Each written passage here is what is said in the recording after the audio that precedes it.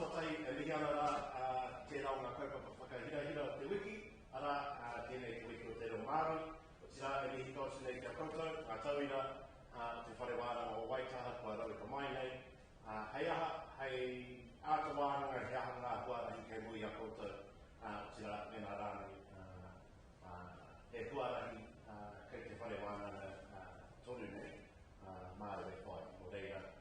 Tēnā te whakatauki I whakariti ata tēnei o ngā kaupapa, e ki ana ko ara anō atu ngā huarahi, roi mai o noe whiri. Nā reira, kāreo e tōru I ngā kōrero, roi tēnei au e whakamāno atu nei kia koutou katoa, me te mana kuia ka hoki mai koutou hei pāura o te whare wāranga o Waitaha. Nō reira, tēnā koutou kia ora mai o tātou katoa. Ka paku tāhuri o te reo Pākehā. Roi, kia ora everyone. Firstly, just want to acknowledge that it's week o te reo Māori, Māori Language Week. So, even though you might not be fluent speakers yourselves, say kia ora to everybody that you walk past or a tēnā koe. If you know a few kupu or words, use them in everyday language and things for the duration of the week, and hopefully outside of just this week as well. But on behalf of my Whahuriri and Te Waka Kākākua, the Office of the Assistant Vice Chancellor Māori Pacific and Equity, and Ka Waimairo, the Nighttime Research Centre, welcome to this particular cohort or presentation, looking at postgraduate opportunities moving forward. I was asked to write a whakatauki specifically for this gathering today, which is Ara no atu ngā huarahi, roi mau noe whiri, which translates as there are many pathways moving forward, but ultimately the decision is yours. And so hopefully the fact that you're here today is a bit of an indication that you're interested in postgraduate studies, and hopefully there is a pathway here that you see for each of you to follow. Nō reira, kāreo e tōru ngā mihi, roi tēnei au e whakamāno tēnei te koutou katoa, nō reira, huri tai āwhio whioi tō tātou me whare, tēnā tātou katoa. Katu te titi paupari te ahuri huri e te ki a kawani a e hua harai te uru whakatopa o whare rau I ka titi I ka eke. Hoki ati tōna ka hai whakatipu, hai whakaora, mau ki te manawa titi, mau ki te manawa whenua. Hoki mai ka whiti ai, ka mau ki te aroha e moika hatu kaha, aora ki matatu e. That particular writer talks about the fledgling titi or muzzlebird, and that it flies around, right around the Pacific. Starts its journey from Te Arakiwa or Whauwai Strait down south, makes its way over towards Monterey before heading over towards Japan. And as a fledgling bird, it goes through many ups and downs and trials and tribulations before it ultimately decides on which one of those three places it wants to be an adult bird. So, tēnā pia, hei konei ngā koutou, hei whaina rua meki, ki konei mō koutou katoa. So, perhaps there's a home in postgraduate studies for each and every one of you here. Nō reira, tēnā koutou katoa. Kia ora.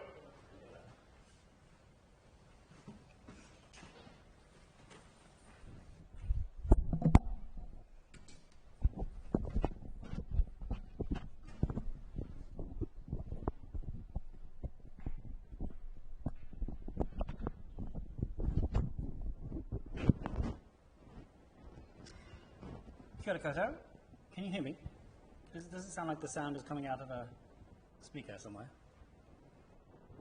Okay, well, we'll proceed anyway. Welcome, thank you for coming. I'm Kevin Watson, I'm the Dean of Arts, but this is not an arts talk. This is a talk about the postgraduate opportunities that lay themselves before you over the next period of your future. Now, if you look at the UC website, or you look at the one of many thousands of bits of paper that we have advertising this stuff, it's a lot of stuff. It's hard to pick your way through it. It's hard to search the website for things that you don't know exist already. This is particularly true if you're looking at a change of direction in some way. Maybe you are now in the College of Arts, but you're thinking of postgraduate study in a different field. Or you're in science, in education, in engineering, in business, and you're thinking, yet I've got a grounding in those areas, but actually my heart is really somewhere else. Or even if not my heart, but my mild interest, which might well develop with a new set of skills that I learn. How do you find out about those things that are available elsewhere, outside your normal circle of experience? Now, I'm not going to tell you about all the things that we have available at UC, because it's too hard, there's too much, and about most of them you won't care, because you might already have an idea of what kind of field you want to go into. So my plan is really to tell you about the different types of qualification that we offer, and then near the end I'll flash up lists of things that you'll be able to glance at. After that, I'll introduce Sam from the UCSA, who will also tell you a few things about postgraduate study. And then the idea will be really for you to go out and speak to one of the many people in the foyer who can give you much more specific information about the programs you may be interested in. We also have here Ross James, the Dean of Business, and Sarah Lovell, the Dean of the College of Education, Health and Human Development. And there are other people, other deans and all sorts of people outside in the foyer for you to ask questions of when you get there.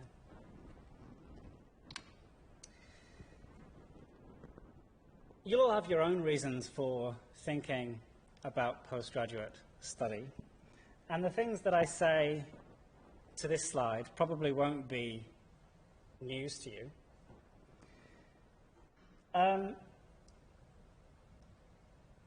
One of the reasons why I went into postgraduate study was that I didn't really know what I wanted to do when I did a degree. Or rather, I thought I knew what I wanted to do, but actually what I wanted to do was not the thing that I wanted to do. And the reason for that was that, you make a decision when you leave school and you go into a particular area. My field is linguistics. And I made that decision kind of by accident because I wanted to be a journalist or a speech and language therapist. I applied for a journalism program and they rejected me, which is very rude. And I'm still a little bit sore about it, if I'm honest. And so I thought, well, maybe I'll try for a speech and language therapy degree. But then I thought, well, maybe I might not like it that much. Maybe I should wait. And so I did a BA, and it was in English language and linguistics. And I thought maybe I'll do a conversion master's. Maybe I'll do some kind of master's program at the end of my degree to teach me how to be either a journalist, because I'll get you back for rejecting me. I'll show you when I'm in your program as a postgraduate student. Or maybe I'll do a speech and language therapy master's after. By the time I'd been in the undergraduate degree a bit, I decided that neither of those careers were really for me. Except when I started the degrees, I was really certain. I realized when I said I wanted to be a journalist or a speech and language therapist, it doesn't sound like I was that certain, right? But I was certain that those were the careers I was going to go into. In the end, I did something else, of course. And in my experience, that is lots of people's experience. You either have a very strong idea about what you want to do and change your mind, or the world changes, and the thing you thought you were going to do doesn't really seem that good anymore. You might still be interested, but there are reasons why, because of external circumstances, you make other choices. Now, 2020 has been, and continues to be, something of a surprise. It has many surprises in store for us, and has had. The world has had a lot of experiences over the first part of this year. One of the things that postgraduate study enables you to do is be really quite well equipped to deal with those changes, deal with things that are thrown at you from all kinds of different directions. And the reason is that you get to focus on a particular set of areas that you're interested in, but you get to bring to those areas lots of different perspectives. Now that's true if you follow a particular path all the way from your undergraduate degree to your postgraduate study, the same path and the same subject maybe. It's also true if at the end of your undergraduate degree you decide to switch subject completely. Now, you shouldn't think of that route as starting again in a different field. That is not what it is, because it's starting again at the level of a postgraduate student. By the time you start postgraduate study, whether it's in the field that you've had some experience of, or it's in another field, what you've done at the beginning of that program is that you've learned how to learn, right? At the end of your undergraduate degree, you are a very good learner. You can extract and synthesize information, you can analyze, you can think critically, you can write stuff. So even if you end up moving into a different area of study for your postgraduate program, you are starting at a level of expertise to push you forward in the depth of your thinking and to give you an edge in the employment market.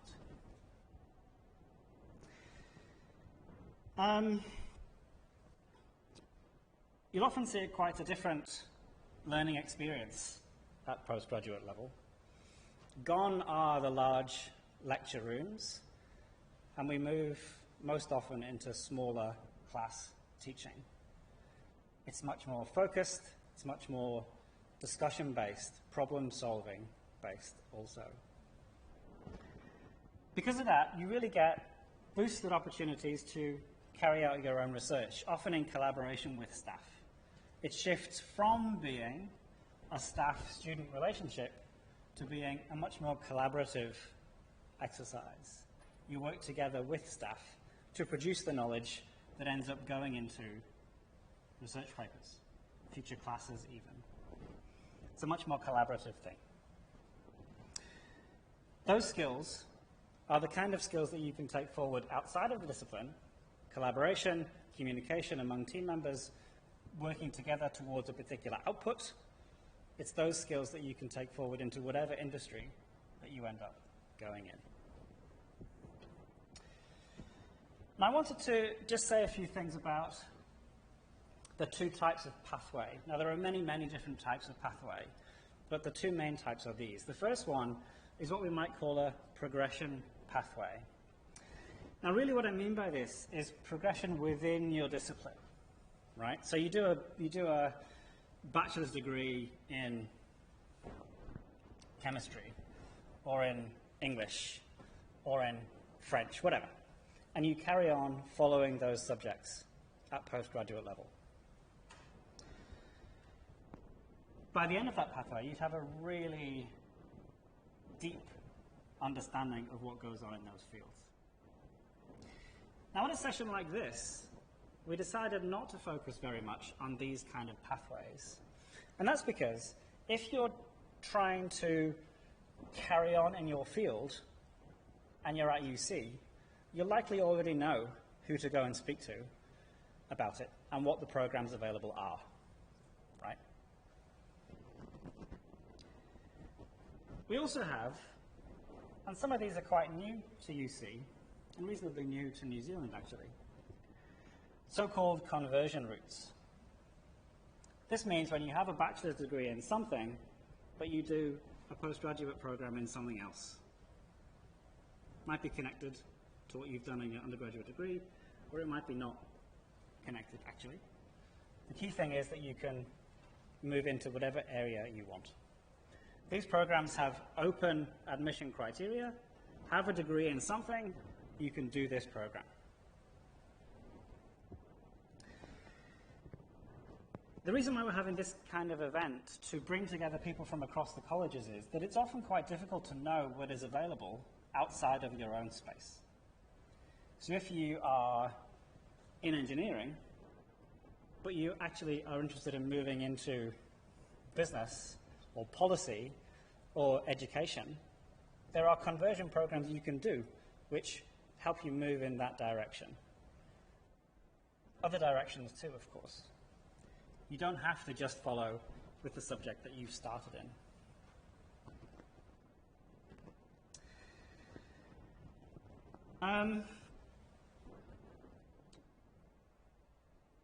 I won't say much about these programs other than to say, really these programs are designed to be really quite flexible. There are big things like PhDs, which you might have your long-term eye on. PhD is a 3-year project based around a piece of research. There are no classes usually, you just write a big thing. There's also smaller things.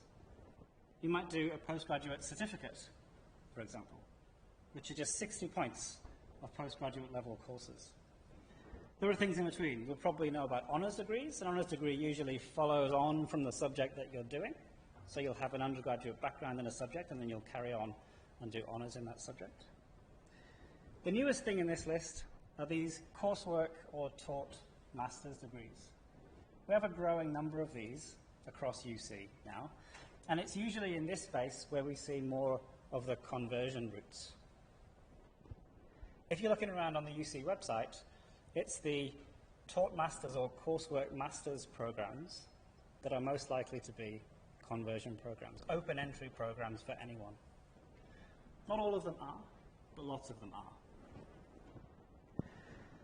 A coursework or taught masters is different from a research masters program because in the coursework or taught masters, you do taught courses of various numbers, and you can sometimes also do a short research dissertation as well. In some taught masters programs, it's just all courses and no research dissertation. In the research master's degree, though, you would do just a thesis and not usually any taught courses. Now, I've just kind of spat out lots of different options to you there, but the take-home message is, if you're looking for postgraduate study, there are big things that you can do over many years. There are small things that you can do in a single semester, and there are things in between that you can do too.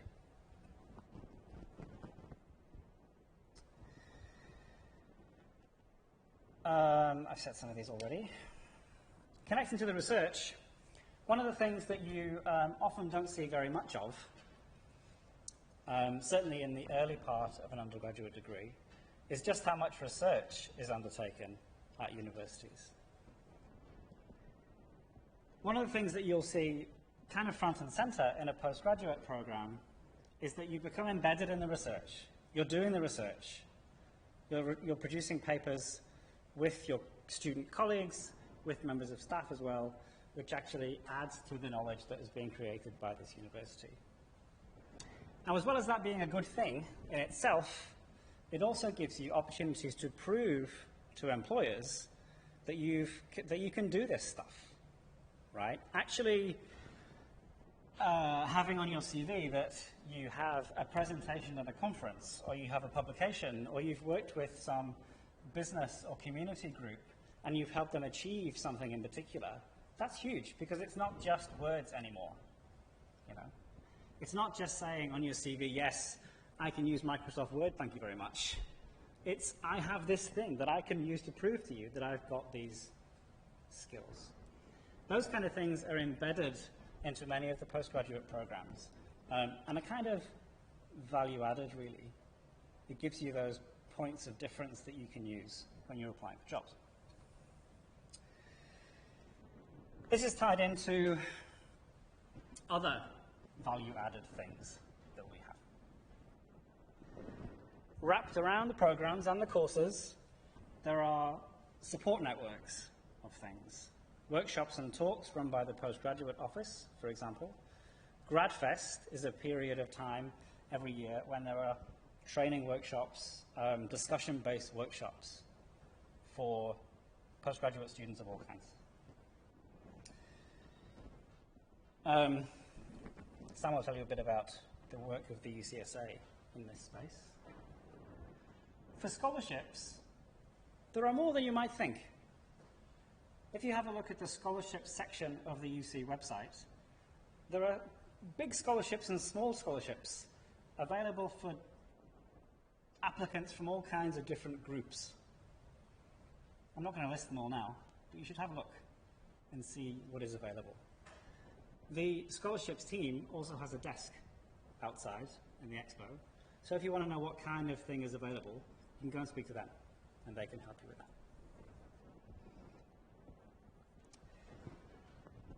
Now, the first message really is to go and have a conversation with people in that space if you have questions about the kind of things that you could do. Over the next week or two, there are events run by schools and departments and colleges. Have a look at what's available. Go to those if you're interested. If you're interested in the conversion master's route, seek out information about the events that are happening in other colleges, about other programs. Go to those. This information isn't always easy to come by, so it might need to do some work here. But it will be available if you look for it. Go to those sessions and ask the staff in those programs the questions that you want. Apart from go ask people, an important message that I want to tell you is this. If you're looking at a program that you like the look of and you don't quite meet the entry requirements, don't dismiss it as something that's not going to happen. Come and have a conversation with us. Speak to the student advisors in your college. Speak to the people who run the programs that you're interested in. Because just because the rules on the website say you need a B in this or you need X in this in order to do those programs, there are very often ways that we can make things work for you. And it might be that you have a particularly relevant bit of experience as work experience that we can credit towards the admission of a program.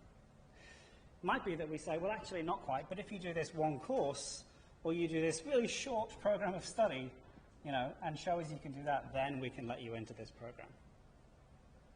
It's not a very easy, fast no, right? Come and speak to us, and we can see what the best route into the program you're interested in might be.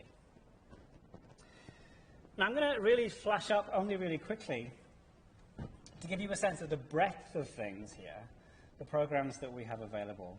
They're going to go by college, but really, certainly in the open entry requirement space, you can do them from anywhere.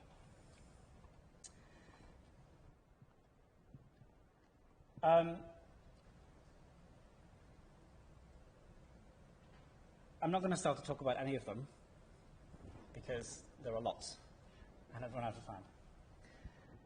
The thing that I would recommend you do is, if you like the look of any of these, note the college in the top and go and seek out the relevant people in the expo space.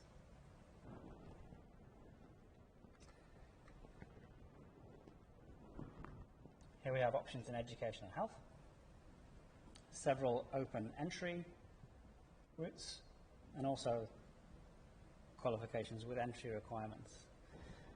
Now remember, as I said, even if you don't quite meet these entry requirements, it's possible that a qualifying paper or something of that sort would help you get into them if you're interested.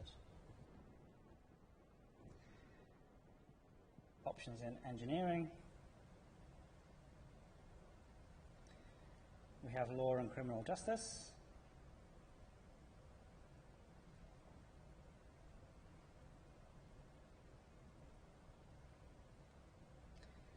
And we have options in science.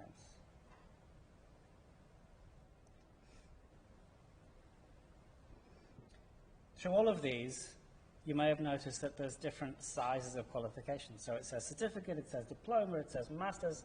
It's possible to study these things in a flexible way which suits your plan for the next year.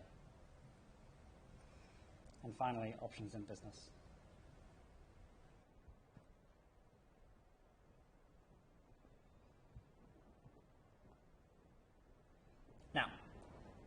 I won't ask you now if you have any questions, but I will be available along with the rest of the team outside after this for your questions. Before we finish, though, I'll hand over to Sam to say one or two things about the UCSA.